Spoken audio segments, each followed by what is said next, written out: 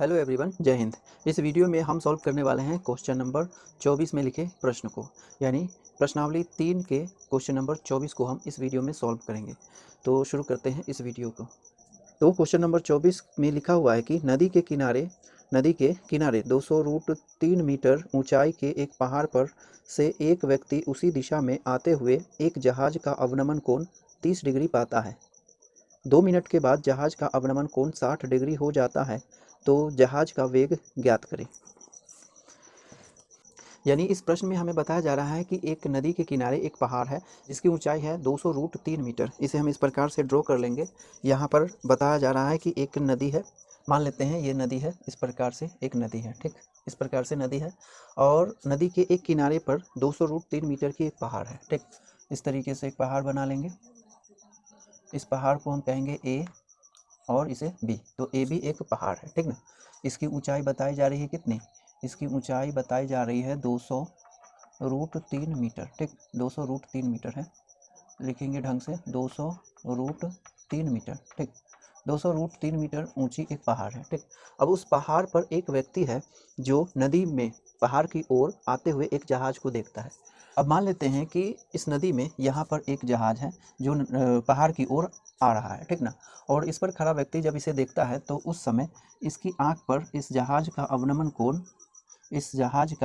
कोण कितना बनता है, 30 डिग्री का कोण बनता है, ठीक ना। इस प्रकार से 30 डिग्री का कोण इस जहाज का, जिस बिंदु पर जहाज है उसे हम मान लेते हैं ये सी बिंदु है, ठीक ना। तो जब जहाज सी बिंदु पर रहता है तो व्यक्ति की आंख पर बनने वाला जहाज का अवनमन कोण है 30 डिग्री, ठीक। अब 2 मिनट के बाद ये जहाज पहाड़ की और नज़दीक आ जाए, तो मान लेते हैं कि 2 मिनट के बाद ये जहाज यहाँ पर आ जाए ओ बिंदु पर, ठीक। अब 2 मिनट लगते हैं सी से ओ तक आने में, और जब जहाज 2 मिनट के बाद ओ पर पहुँचता है तो इस जहाज का अवनमन कोण इसकी आंख पर कितना का 60 डिग्री का अवनमन कोण बन जाता है। तो इसे इस प्रकार से मिला लेंगे, ठीक ना। तो इस कंडीशन में जहाज का अवनमन कोण कितना हो जाएगा, 60 डिग्री, यानी यहाँ से लेकर के यहाँ तक ये हो गया अवनमन कोण, ठीक ना। तो इस कंडीशन में ये है 60 डिग्री, ठीक। तो यहाँ पर हम देख सकते हैं कि ये जो क्षैतिज रेखा है इसके समांतर है, ठीक ना। तो यहाँ से ये वाला एंगल को अगर हम देखें, ये एंगल और ये एंगल एक दूसरे के एकांतर कोण है और इसीलिए बराबर है, तो ये 30, तो ये भी 30 हो जाएगा, ठीक।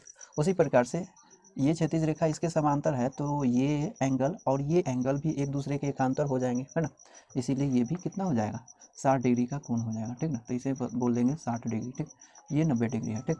तो इस प्रकार से हम देख रहे हैं कि सी से ओ तक जहाज को पहुंचने में कितना समय लगता है, 2 मिनट का समय लगता है। तो हमें क्या करना है कि ये जो जहाज है, ये जहाज जो है उसका वेग कितना है ये हमें प्राप्त करना है, ठीक। तो वेग निकालने के लिए यहाँ पर एक फंडा है, इसे आप याद रखें कि वेग बराबर होता है क्या चीज़, विस्थापन बटे समय। विस्थापन बटे समय, वेग बराबर होता है विस्थापन बटे समय। तो यहाँ पर समय कितना बताया जा रहा है, 2 मिनट का समय, ठीक ना। 2 मिनट का समय बताया जा रहा है और विस्थापन कितना है, ये है यहाँ, चूँकि 2 मिनट में सी से ओ पर पहुँचता है जहाज़, 2 मिनट में सी से ओ तक पहुँचता है, तो सी से ओ तक की जो दूरी हो जाएगी ना, सीधी दूरी, यही इस जहाज़ का विस्थापन हो जाएगा, ठीक। तो इसे हम मान लेते हैं क्या चीज़, एक्स मान लेते हैं, ठीक। तो वस्तु का विस्थापन हम क्या मान लेंगे, एक्स मान लेंगे, ठीक। तो यहाँ पर लिखेंगे माना जहाज का विस्थापन कितना, विस्थापन को हम x मान लेंगे, ठीक। तो 2 मिनट में जहाज सी से ओ पर पहुंचता है और इस 2 मिनट में उसका विस्थापन कितना हो जाता है, x, तो हम x फाइंड करेंगे, ठीक। और समय हमें दिया गया है 2 मिनट का और इस फॉर्मूले पर रख करके हम वेग फाइंड करेंगे, ठीक ना। तो सबसे पहले हमें क्या करना है कि ये फाइंड करना है, कितना, x फाइंड करना है, ठीक।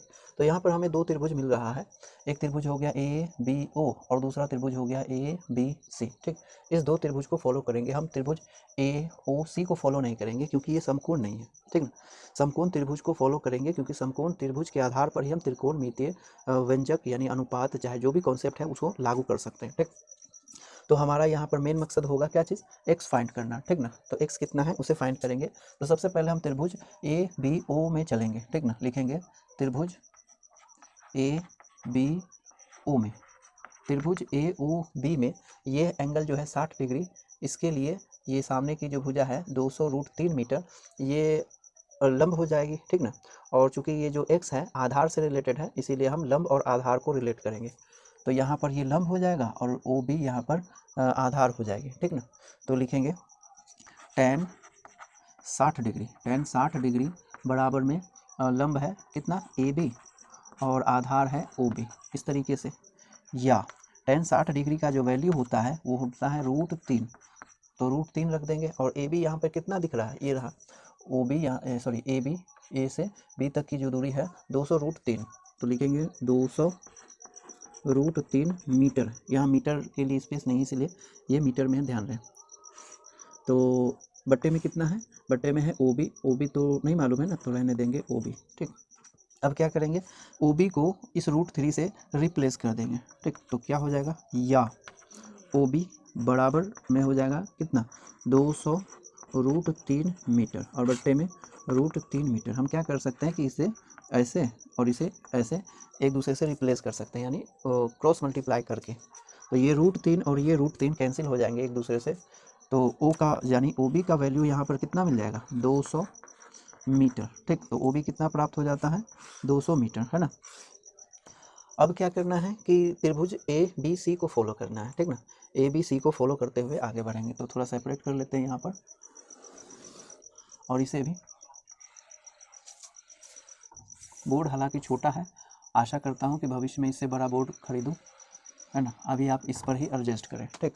अब क्या करना है कि त्रिभुज ए बी सी में चलेंगे। तो लिखेंगे, अब इससे लिख लेते हैं ना, अब त्रिभुज ए बी सी में, त्रिभुज ए बी सी में, है ना। तो त्रिभुज ए बी सी में इस 30 डिग्री को फॉलो करना है, ठीक। यानी इस 30 डिग्री को यूज़ करेंगे। इस 30 डिग्री के लिए ये सामने की भुजा ए बी लंब हो जाएगी और यहाँ से बी से सी तक ये पूरा आधार है, ठीक। तो लिखेंगे त्रिभुज ए बी सी में क्या लिखेंगे, tan 30 डिग्री, क्या लिखेंगे tan 30 डिग्री, 30 है 30 नहीं, ठीक ना। तो 30 डिग्री के लिए, tan 30 डिग्री के लिए यहाँ पर क्या है ए बी और बट्टे में बी सी है, ठीक ना। बी सी, बी ओ नहीं, बी सी है। या यहाँ पर इसका वैल्यू हो जाएगा 1/√3 बराबर में ए बी है जो कि 200√3 मीटर है और बट्टे में है क्या चीज़ बी सी, बी सी। तो यहाँ पर हम देख रहे हैं कि एक तरफ है 1/√3, दूसरी तरफ 200√3 मीटर बट्टे में बी सी। तो इसे क्रॉस मल्टीप्लाई कर सकते हैं इस तरीके से। तो या बी सी बराबर 200 गुने √3, है ना। गुने में है तो गुने में लिख सकते हैं, और ये भी आ जाएगा गुने में, तो ये भी √3 आ जाएगा और ये मीटर में। अब क्या हो गया, यहाँ पर अब BC पर गौर करें तो BC यहाँ B और C यहाँ से लेकर के यहाँ तक की लंबाई है, ठीक ना। और यहाँ ये जो BC है 2 सेक्शन में डिवाइडेड है, एक ये है और एक ये है, यानी B से O फिर O से C, यानी OB प्लस BC कर सकते हैं, सॉरी BC कह रहा हूँ, OB प्लस OC कर सकते हैं, ठीक ना। तो क्या लिखेंगे, इस BC के बदले में हम क्या लिखेंगे OB, आप BO भी लिख सकते हैं, ऐसी कोई बात नहीं है, ठीक ना। OB प्लस OC ऐसे कर सकते हैं, और बराबर में तो ये है ही 200 और √3 गुने √3 का वैल्यू तो आप जानते होंगे कितना होगा, 3 होगा, तो गुने में 3 और मीटर हो जाएगा, ठीक। यहाँ OB का वैल्यू आप फाइंड कर चुके हैं, देखिए कितना है 200 मीटर ना, तो रख देंगे 200 मीटर, तो हो गया 200 मीटर और प्लस में OC, हाँ OC भी आप फाइंड जान सकते हैं कितना है।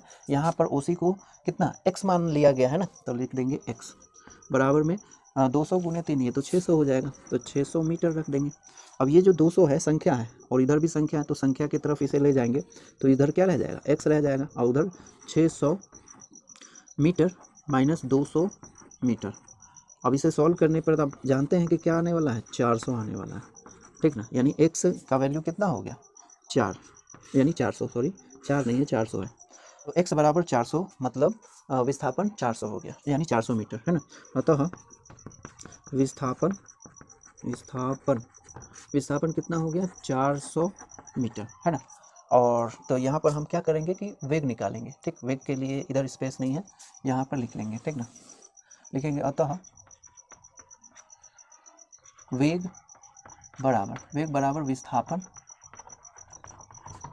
बटे समय, ठीक। वेग बराबर विस्थापन बटे समय, यहाँ विस्थापन कितना है, चूँकि यहाँ पर लिखेंगे चूँकि विस्थापन बराबर कितना प्राप्त हुआ है, 400 मीटर ना, तो 400 मीटर। और समय सवाल में तो दिया गया है ना, 2 मिनट का समय दिया गया है, और समय जो हो जाएगा कितना, 2 मिनट का समय। तो वेग, अतः वेग बराबर 400 मीटर बट्टे क्या चीज़ 200, यानी 200 नहीं है, 2 मिनट है, तो 2 मिनट, ठीक। अब इसे डिवाइड करेंगे तो 2 मरतबे यानी 200 मरतबे ये कट जाएगा, ठीक ना, अब बट्टे में मिनट। सो या वेग बराबर 200 मीटर पर मिनट, ठीक ना। वेग बराबर कितना आ गया, 200 मीटर पर मिनट, ठीक ना।